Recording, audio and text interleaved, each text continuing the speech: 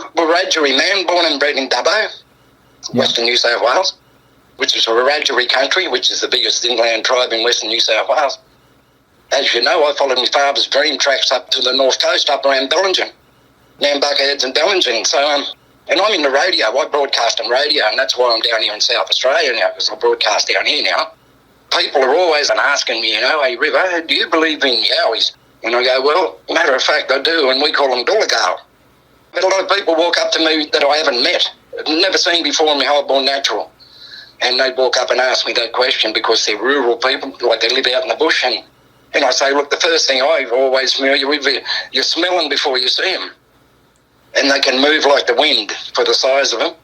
And I've seen the little fellas, uncles, they all told me it was called brown jacks. Now, there's two lots. There's the big fella and the little fella. And the little fella's more or less our spiritual guide. But the big fella, he's different again. Tell me when that was and take me through your experience. Well, I was with my uncle, and his name was Gubbu Ted Thomas. And Gubbu means the elder of the elders. He was the man.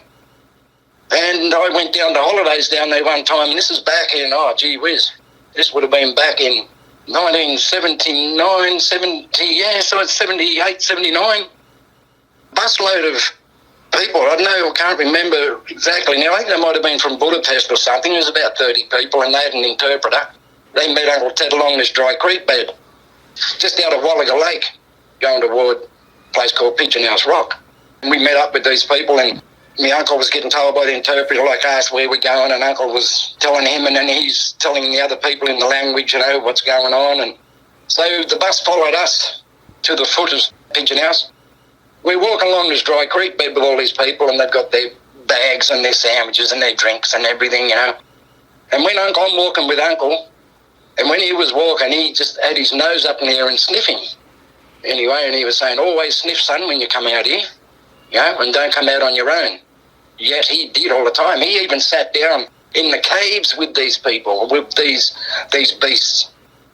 We got to a certain point, and we got to where these two creek beds met. And he stopped, and he put his hand up for the rest of the people to stop. And he said, no, we go this way, because he could smell them. And people were saying, there's something dead.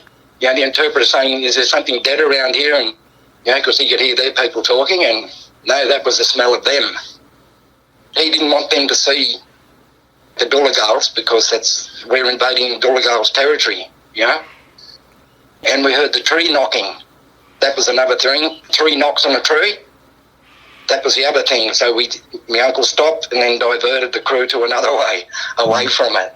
Was this the same place where you actually saw these things, or was that in another location?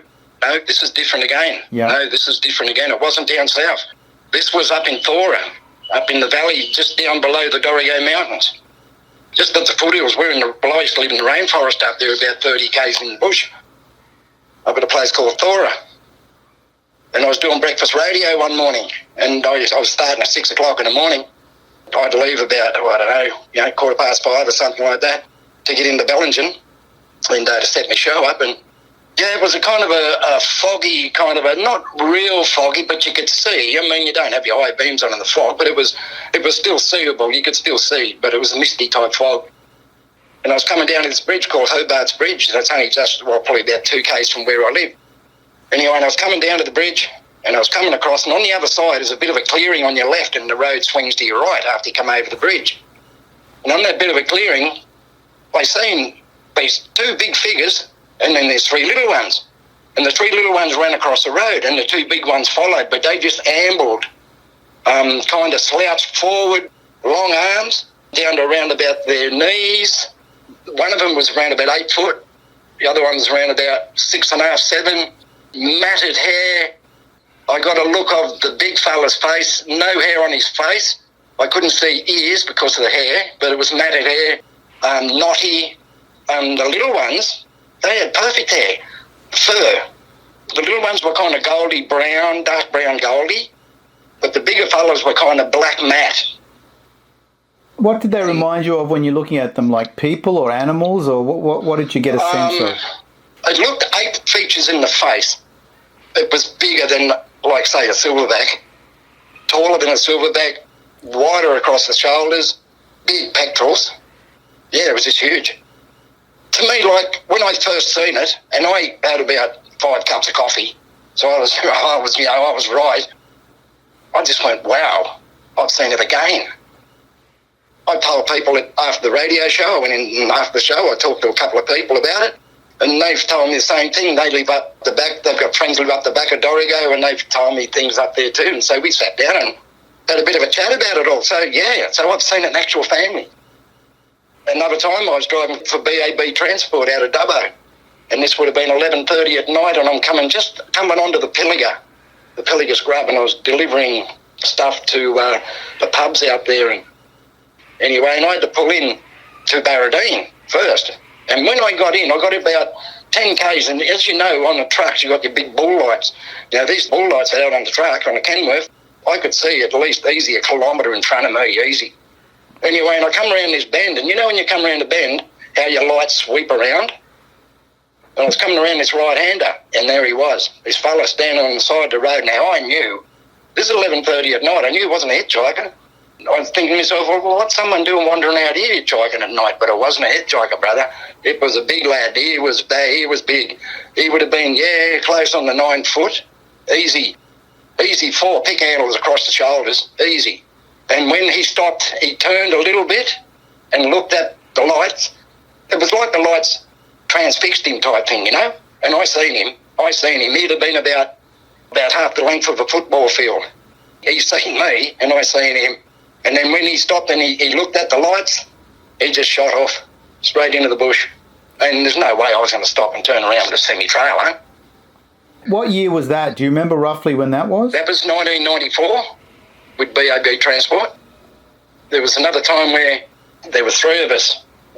Unfortunately, 2, they've passed on now, which was the thing. When they were alive, we used to share these stories, but we used to go out foxing, and we'd knock a roo over with a 22, and we'd gut the roo, and we'd make up cyanide tablets, and put the tablets in with cans of powder inside the kangaroo. And when the foxes would sit on the back of the ute and whistle.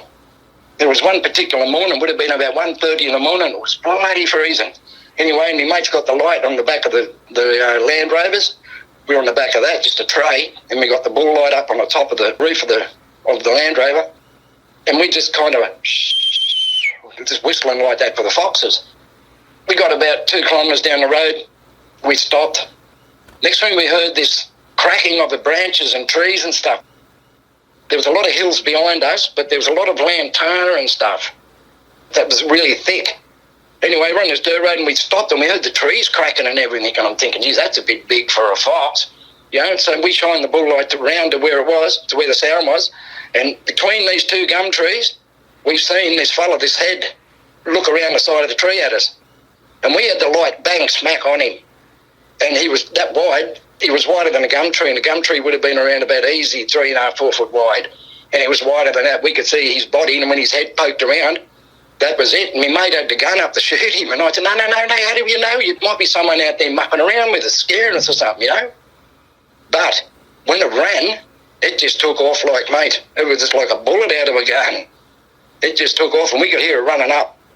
That was on a Saturday morning, and we were meeting up for cricket. And I was telling the lads about it then, you know.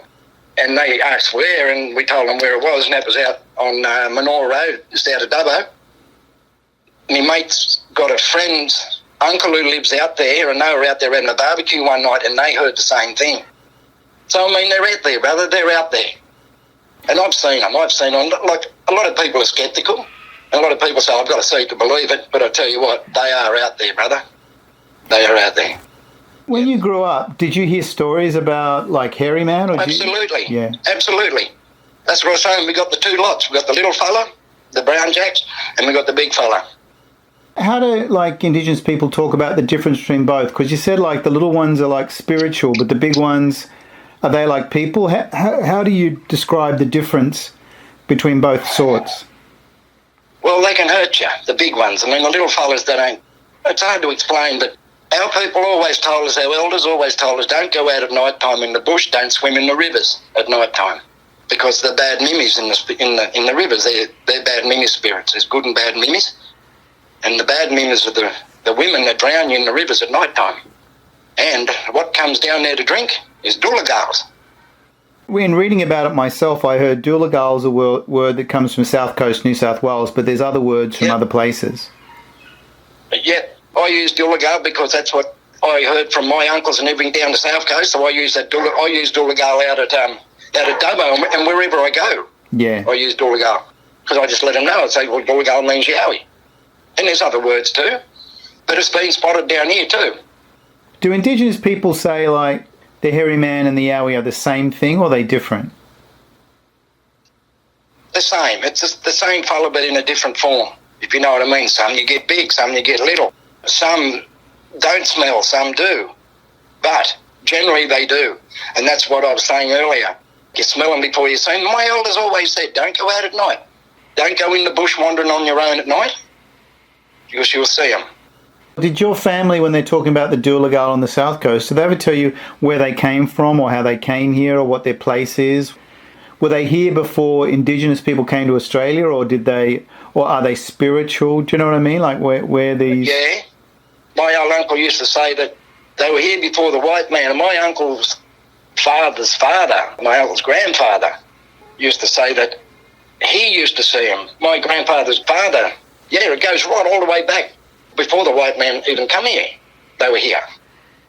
Indigenous people got along with them, or just left them alone, or kept away from them, or... Yep. Well, we had our area, like our boundaries, and they had their boundaries. We never crossed them. But when we did, we'd be getting thrown rocks at or sticks at, and then you know you've got to get out of their territory, or you see the trees crossed in the bush. You got your trees crossed and across, you're entering into their territory. What other things do Doolagals do? I mean, in terms of like behaviour and stuff, you mentioned crossing trees and stuff. Are there other things that they do that, like Indigenous people say, oh, that's the Doolagal? They put rocks on top of each other. They move things. I know a friend who's got big rocks, 25, 30 kg in their driveway, and they've heard noises and trees cracking and stuff, and they've found their rocks 4 metres away from where, and no man could lift them. You'd have to get something like a lever or something, but they do come around your homes. I have been at a house where my mate has got 4 dogs, and they just went absolutely bananas. He could just see the silhouette of something, but he's got sheep and chooks, and he's been missing a few sheep. I don't know how they got on with all these bushfires. They would have had to go somewhere, I'd say caves. The smaller fellas have always been spiritual little lads, and the bigger fellas, they're different again.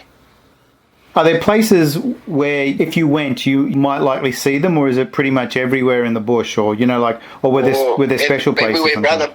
There is spots down there in the South Coast.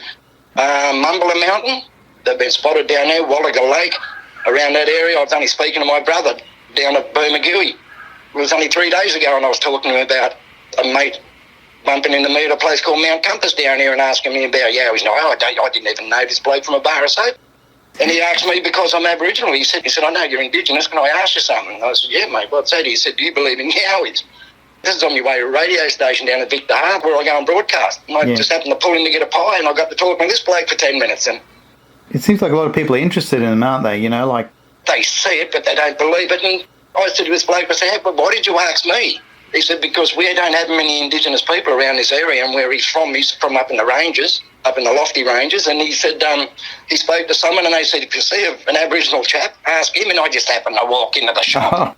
With the big ones, though, do they have like a community? Do they have families? Is there much you can talk about what Indigenous people say about the big hairy man, the Doolagal? Well, my Uncle Ted Thomas, he used to go and sit with them. He used to sit with them up in their caves. And he'd come back, and he wouldn't tell us where they were, but he'd tell us what they talked about, and it was all about environment. So he could communicate with them? He could communicate with them, brother. Yep. In his language, or just did he ever talk about how that happened, or just that it happened? Whether it was in his lingo or whether it was in just normal language, I'm not quite sure, but he said he's spoken to him, and he said all I wanted to know was all I want to talk about was the environment. That's what they talked about, the encroachment of humans. I remember reading somewhere that some Indigenous people believe that you'll see a Doolagal because you're doing something inappropriate in the bush, like you're being disrespectful or you're upsetting something. That was one reason why they show themselves. Yeah, they're watching you well before you even know they're there. If you urinate on a tree, on a gum tree, or anything like that, have you ever heard them roar? They've got two sounds. They've got a squealing sound, and they've just got this roar where they must be able to bring this roar from the pit of their stomachs from somewhere, because it just goes forever, this roar. I've heard that. And I've heard the squeal, like out in the bush, you know, and they're friends with me, and I say, nah, time to go. We're at Wallaga Lake. We've gone down to this spot, and it's right down the bottom where these big water tanks are. And there was about 5 of us all sitting around playing the guitar with the fire, and, you know, we're all having to, sing along. And my cousin's gone off to go and do his business, and he was back in about 1 minute, and he's shaking and carrying on, and he was white as a ghost, and he's black as tar, but he was white as a ghost. And I said, what's going on with you? And he said, no, come on, we got to go. And that's when he brought my other brother I was talking to the other night. That's when he said, Pilliga. He said, can you smell it? He said, oh, yeah. And that's when we got the smell van. And that was it. We just packed up camp, mate, and we hooked it. Yeah, they're out there, brother. And like I said, I've seen them, smelled them, heard them.